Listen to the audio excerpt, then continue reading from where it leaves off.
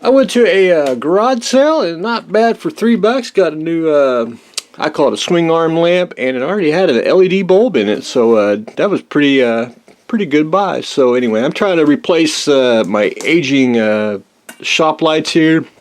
I do like lights. I do put down a lot of light, but I do like the swing arm ones because you can actually move them and get them where you need and get more light. But anyway, that's a ongoing process. The Charles P.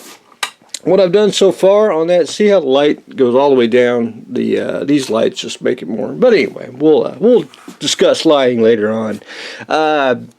Last I left off, I got the bridge island and the bridge all assembled. Got the whatever little part goes on top of the bridge. Now it was supposed to move, but I think that was too loose, so I glued that in place. I think it'll be just fine the way it is.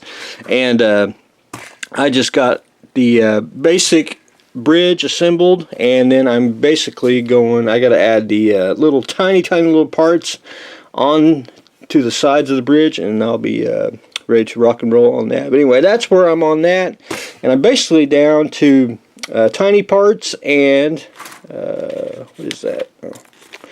Gotta clean off the workbench. I'm on to the smokestacks, which I'll probably do next. I'm gonna try to get the major big pieces done, and then go in and do the little pieces, because I basically gotta cut it out and just do an assembly line, because some of the tiny parts mirror the other side, so I can just do back and forth. But anyway, the bridge is taking shape, so anyway, not too bad. And I don't know if I showed it last time, but I did get the back parts on, which I won't call them depth charges, probably not, but anyway, those are on and ready to proceed on with more of the Charles P. So anyway, that's where I stand on that.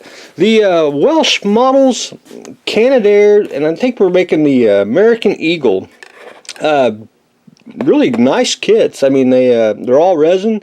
You also get metal parts, which I'm a kind of iffy on them. You kind of have to have resin, metal. I kind of just like to have just one solid medium, which is fine. But anyway, no big deal. It does fit. I'm going to have to, you can see where the nose fits there. I'm going to have to do a little putty work to get the nose blended in with the plane.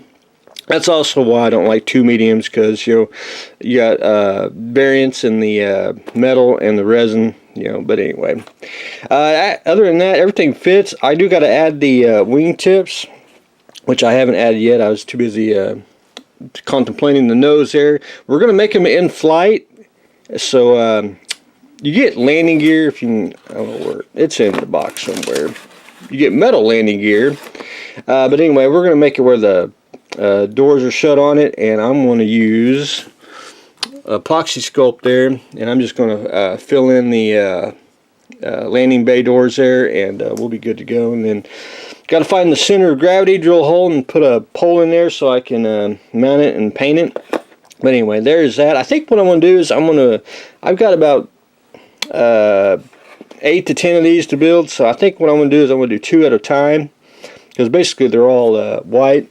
That way, and I can get them puttied and sanded and painted at the same time, and I'll ship 2 out at a time. That way they won't get broke or anything. There is one thing that could possibly break, and you may have to fix it, and I'm just going to say it right now, is these are they're cast extremely well. They are thin. They shouldn't come off. I did glue them down really good, but anything, shipping, these could pop off. But anyway, it's no big deal. You can easily put them on. But anyway, really great kit. So anyway, I'm more on that as the day progresses. Little Rocket Mouse, I didn't get to do much. I got to figure out the travel for this to that.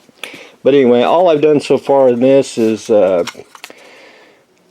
some putty and some sanding, trying to square everything off. And I've been using plastic putty because I do like red putty. I mean, it's your go-to putty, but the plastic putty is, you can actually use water and thin it out get it, I mean, even thinner, you know, and get it flowing into the cracks and crevices. And it's just the only thing you have to do is you got to build it up.